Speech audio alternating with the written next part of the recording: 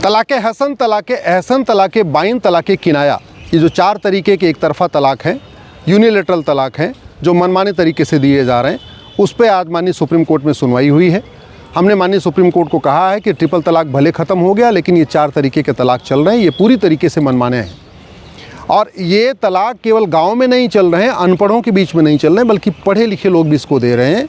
उदाहरण के लिए अभी एक जो याचिका करता है बेनज़ीर, वो पत्रकार हैं, उनके और हस्बैंड जिन्होंने दिया है उनको तलाक़े हसन, वो एडवोकेट हैं, और उन्होंने खुद दिया भी नहीं है, जो नोटिस दिया उस पर खुद के सिग्नेचर नहीं है।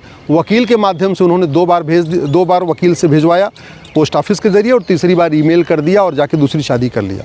ऐसे ही नाजरीन जो मुंबई की रहने वाली हैं, उनको तो सीधे व्हाट्सएप पे तलाक दे दिया। डॉक्टर सईदा अमरीन, उनको तो कहा जाओ तुम्हें आज़ाद किया, जाओ तुम्हें आज़ाद किया, जाओ तुम्हें आज़ाद किया।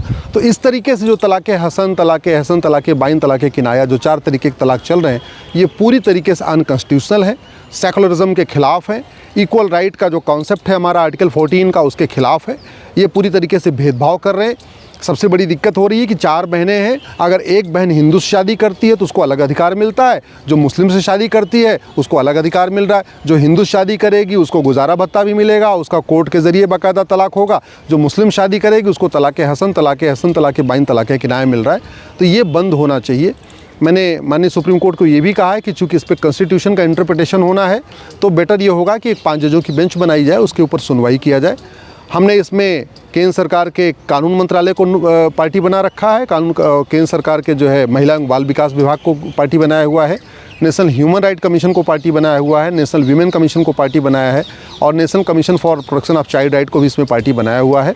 सबको नोटिस जा चुकी है। मामला ये 2022 से मामले कोर्ट में पेंडिंग है।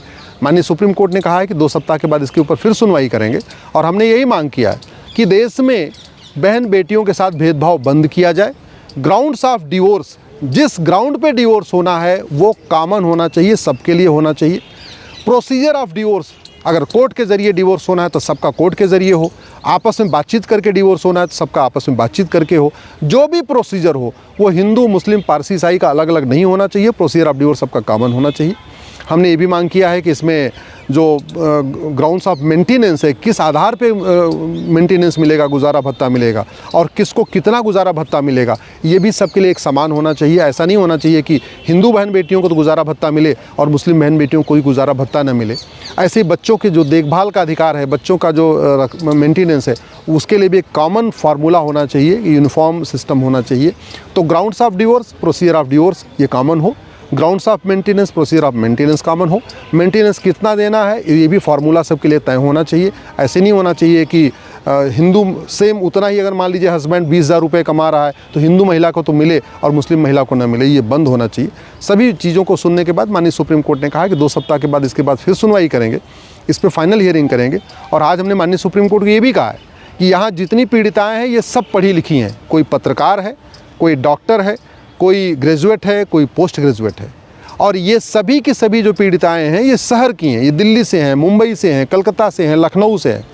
तो माननीय सुप्रीम कोर्ट को इस बात को भी ध्यान में रखना चाहिए कि रूरल एरियाज़ में क्या हो रहा होगा, बंगाल के मुर्शिदाबाद में क्या हो रहा होगा, असम के बॉर्डर पे क्या हो रहा होगा, झारखंड के जो रूरल एरिया वहाँ क्या हो रहा है। अगर शहरों में इस तरीके से तलाक दिया जा रहा है कि जाओ तुम्हें आज़ाद किया, जाओ तुम्हें आज़ाद किया, जाओ तुम्हें आज़ाद किया, और तलाक हो जा रहा है, तो ये जो सिस्टम चल रहा है जो एक तरफ़ा है, बहन बेटियों की इज़्ज़त के ख़िलाफ़ है, उनके सम्मान के ख़िलाफ़ है, कोई उनको प्रोटेक्शन नहीं है। इसको बंद किया जाए और भारत में एक यूनिफॉर्म सिस्टम लागू किया जाए, एक सबके लिए एक समान नियम कानून लागू किया जाए। अब 2 सप्ताह के बाद इसके ऊपर फिर सुनवाई होगी।